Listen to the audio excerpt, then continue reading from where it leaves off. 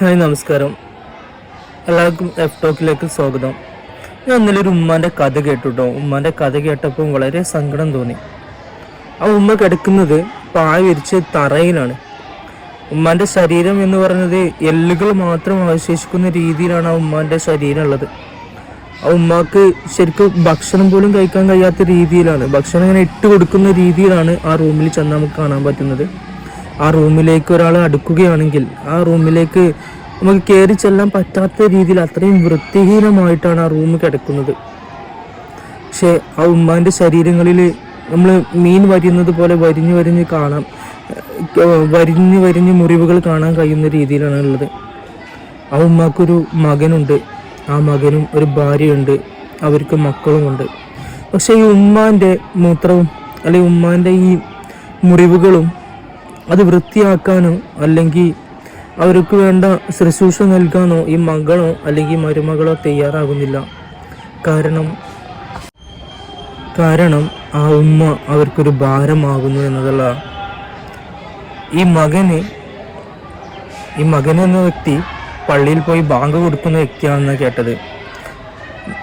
പള്ളിയിലെ ബാങ്ക് വിളിക്കുന്ന ആളില്ലാത്ത സമയത്ത് ബാങ്ക് വിളിക്കാനും മറ്റ് സാമൂഹിക പ്രവർത്തനത്തിലൊക്കെ ഏർപ്പെടുന്ന വ്യക്തിയാണ് ഈ മകൻ എന്ന് എനിക്കറിയാൻ കഴിഞ്ഞു.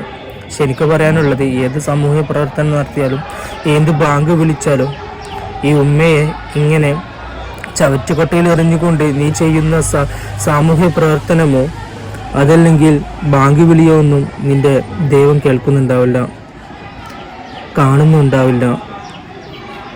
ആരോ ഒരാൾ പറഞ്ഞു, ആ ഉമ്മയെ എന്നാൽ വൃദ്ധസദനത്തിൽ കൊണ്ടാക്കിക്കൂടെ, ഇങ്ങനെ ഭാരമാണെങ്കിൽ വൃദ്ധസദനത്തിൽ കൊണ്ടാക്കിക്കൂടെ എന്ന് ചോദിച്ചപ്പോൾ ആ മകൻ പറഞ്ഞത്, അയൽവാസികളും മറ്റു ആളുകളും എന്തു വിചാരിക്കുമെന്ന വിചാരണത്താലാണ് ഞാൻ കൊണ്ടാക്കാത്തത്. അതിലാറായ ഉമ്മയെ ഇങ്ങനെ നരകിക്കുന്നതിനേക്കാൾ നല്ലത്, ഏറ്റവും നല്ലത് വിഷമോ മറ്റു വസ്തുക്കളെ കൊടുത്ത് അങ്ങ് ഇല്ലാതാക്കുന്നതാ. നീ ജനിച്ചത് മുതൽ അതല്ലെങ്കിൽ നിന്നെ ഗർഭം പകർന്നത് മുതൽ ആ ഉമ്മ നിന്നെ പോറ്റി വളർത്താൻ വളരെയധികം, നീ അന്ന് മൂത്രമൊഴിച്ചതും നീ അന്ന് അപ്പിട്ടതും നിന്റെ മൂക്കൊലിച്ചതും നിന്റെ പഴുപ്പുകളും എല്ലാം വൃത്തിയാക്കിയത് ആ ഉമ്മയായിരുന്നു. ഇന്ന് ആ ഉമ്മക്ക് നിന്നെ ആവശ്യമുള്ളപ്പോൾ നിന്റെ ഭാര്യയ്ക്ക് വേണ്ടി നീ ആ ഉമ്മയെ ഇല്ലാതാക്കിക്കൊണ്ടിരിക്കുന്നു. എനിക്ക് ഈ സമൂഹത്തോട് പറയാനുള്ളത്, നിങ്ങൾ സമൂഹത്തിന് വേണ്ടി ചെയ്യുന്നതിനേക്കാൾ അല്ലെങ്കിൽ മതത്തിന് പിന്നാലെ പോകുന്നതിനേക്കാൾ നമ്മളെ വീട്ടിലുള്ള ഉമ്മമാരെ മാതാപിതാക്കളെ നോക്കുക എന്നുള്ളതാണ്. ഈ ലോകത്ത് മാതാപിതാക്കൾ കഴിഞ്ഞിട്ട് നമുക്ക് മറ്റെന്തുള്ളൂ.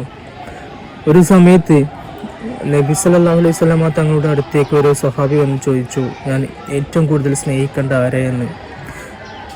അപ്പോൾ ആ സ്വഹാബിയോട് നബി സല്ലല്ലാഹു അലൈഹി വസല്ലമ പറഞ്ഞു, നിന്റെ ഉമ്മയെ. പിന്നെ ആരെ ചോദിച്ചപ്പോൾ പിന്നെയും പറഞ്ഞു ഉമ്മയെ. മൂന്നാമതും ചോദിച്ചപ്പോൾ പറഞ്ഞു ഉമ്മയെ. നാലാമതായിട്ടാണ് ഉപ്പയെ പറഞ്ഞത്. അത്രയും നമ്മുടെ ഇസ്ലാമിൽ അല്ലെങ്കിൽ നമ്മുടെ മതത്തിൽ അത്രയും സ്ഥാനം നൽകുന്ന ഉമ്മ എന്ന വ്യക്തിക്ക് അത്രയും ഈ ലോകത്ത് സ്ഥാനം നൽകുന്നുണ്ട് എന്നതാണ് ഈ പാഠത്തിൽ നമുക്ക് മനസ്സിലാകുന്നത്. അത് മുസ്ലിം ആണെങ്കിലും ഹിന്ദു ആണെങ്കിലും ക്രിസ്ത്യാനിയാണെങ്കിലും സ്വന്തം മാതാപിതാക്കളെ സ്നേഹിക്കാത്ത ഒരുത്തനും സ്വർഗത്തിൽ പോവുകയില്ല. അല്ലാഹു തആല പറയുന്നുണ്ട്, മുസ്ലിം ആയതുകൊണ്ടോ അല്ലെങ്കിൽ ക്രിസ്ത്യാനി ആയതുകൊണ്ടോ അല്ലെങ്കിൽ ഹിന്ദു ആയതുകൊണ്ടോ ആരും സ്വർഗത്തിൽ പോവുകയില്ല. മറിച്ച് ഞാൻ ആരെയാണ് ഉദ്ദേശിക്കുന്നത് അവർ മാത്രമേ, അവിടെ മുസ്ലിമാണോ ഹിന്ദു ആണോ എന്ന് പറഞ്ഞിട്ടില്ല. അവിടെ പറഞ്ഞത് ഞാൻ ആരെയാണ് ഉദ്ദേശിക്കുന്നത് അവർ മാത്രമേ സ്വർഗത്തിൽ കടക്കുകയുള്ളൂ എന്നാണ് പറഞ്ഞിട്ടുള്ളത്. എനിക്ക് പറയാനുള്ളത്, മതത്തിൻ്റെ പേരിൽ തല്ലുകൂടുന്നവരും. അപ്പോൾ എല്ലാവരും ഉമ്മയെ സ്നേഹിക്കുക, അത്രമാത്രം പറയാനുള്ളൂ.